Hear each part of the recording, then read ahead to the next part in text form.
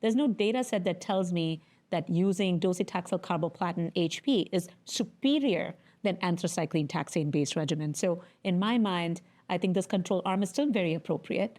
I am not necessarily discouraged by the fact that this was not. I'm not necessarily convinced that if it was a non-anthracycline-based regimen, maybe the safety profile of T-DXD and THP would have looked worse. So I'm not necessarily bothered by that. I think this was appropriate. I still use it. I have adapted TCHP in my practice. I would use that too. And Destiny Breast 05 allowed both for the right reasons, because we are using both kinds of regimens for a right patient. It's just that we're using more of TCHP than we did before.